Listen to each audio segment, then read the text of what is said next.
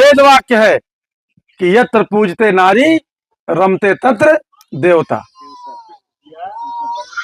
और ये बीजेपी के लोग बहुत, ये बोलने में इतना अच्छा ऐसे लगता है कि मतलब बहुत संस्कारिक है, ये बहुत चरित्रवान है, ये बड़े दयावान है, देश के प्रति, बच्चों के प्रति, देश के भविष्य के प्रति बड़ी चिंता इनको है। लेकिन ऐसा हकीकत में नहीं है। ये बच्चियां, हमारे देश की छोटी छोटी बच्चियां, 15 साल 16 साल की बच्चियां, जो कंपटीशन, जो परीक्षा देती हैं, नीट का पेपर लीक हुआ, जंतर मंतर पे हमारे प्रतियोगी छात्र छात्राओं ने आंदोलन किया, मांग किया कि जिसने इसका जिम्मेदार जो मंत्री है धर्मेंद्र प्रधान इस्तीफा दे दे। इस्तीफा देना दूर, लाठी चलवाई गई और लाठी चलवा करके हमारे देश की बच्चियों को, छोटी छोटी बच्चियों को पीटा गया, हाथ गोड़ तोड़ा गया। और कहीं कहीं जो है बहुत सारी सूचनाएं आई कि कहीं कहीं वस्त्र फाड़ दिए गए, वस्त्र खींच लिए गए। इस तरीके से ये क्रूर सरकार, निष्ठुर सरकार कराई।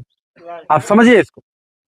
और ये कहते हैं बेटी बचाओ बेटी पढ़ाओ, सबसे ज्यादा रेप, सबसे ज्यादा महिलाओं पे अपराध बीजेपी के कार्यकाल में हो रहे हैं।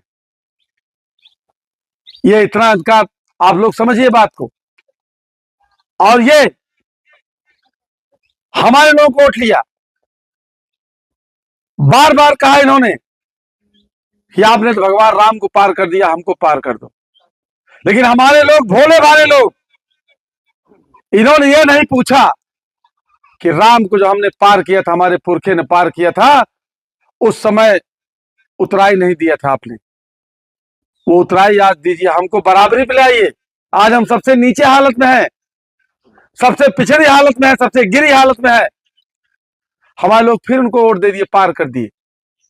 क्या दिया बीजेपी ने आपको?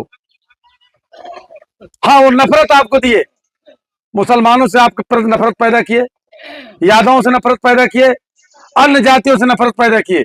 नफरत पैदा करके वो सरकार में आए, सत्ता में आए, सत्ता में आने के बाद आप ही की नस काटी जा रही है। आप देख लीजिए, किसी भी एंगल से आप देखेंगे, हर तरह से नुकसान आपका हो रहा है। और हमारे डॉक्टर संजय निषाद, बड़ी उम्मीद थी कि निषाद पार्टी सत्ता में जाएगी तो हमारा व्यक्तिगत कोई लाभ नहीं होगा, कोई बात नहीं, लेकिन समाज का फायदा होगा। निषाद राज और रामराज जो साथ मिलेंगे तो समाज का फायदा होगा, समाज की तरक्की होगी। लेकिन डॉक्टर संजय निषाद खुद बेचारे सदन में रो रहे हैं। इससे साफ जाहिर होता है कि बीजेपी उनको मजबूर करके बैठाई हुई है।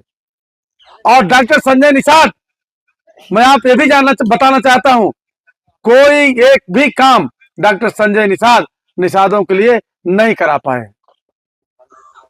अगर कोई कहता है तो मैं कहता हूं कि डॉक्टर संजय निषाद श्वेत पत्र जारी कर दें कि निषाद पार्टी सरकार में है, सत्ता में है, निषादों के लिए कौन सा काम उन्होंने पूरे प्रदेश में करा दिया है।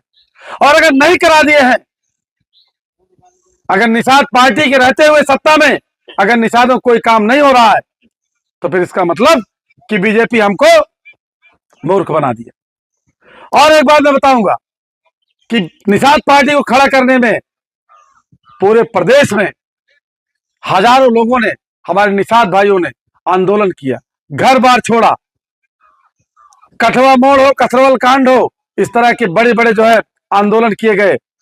वह लोग जो आंदोलन में गिरफ्तार हुए थे, जिन पे मुकदमा हुआ था, आज वो जमीन जायदाद अपनी, अभी मैं गाजीपुर गया था, अभी मैं संत कबीर नगर गया था, वो लोग हम लोगों से मिले, जमीन जायदाद बेच बेच करके अपना मुकदमा लड़ रहे हैं। उनकी सुनने वाला कोई नहीं है। डॉक्टर संजय निषाद जी सरकार में आए थे, उनको कहना चाहिए था मुख्यमंत्री से, क्या मुख्यमंत्री जी, हमारी पार्टी निषाद पार्टी है जो बनी है, ये आरक्षण को लागू कराने को मांग लेकर के बनी है।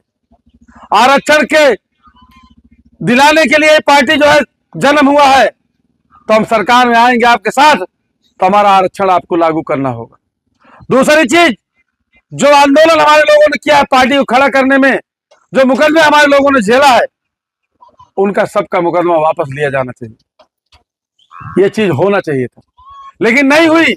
इससे जाहिर होता है कि डॉक्टर संजय निषाद हमारे मजबूर हैं बेचारे, इसीलिए वो रो रहे हैं। 2-3 बार उनका वाकया हो गया, दिखते हैं, रोते हुए दिखते हैं।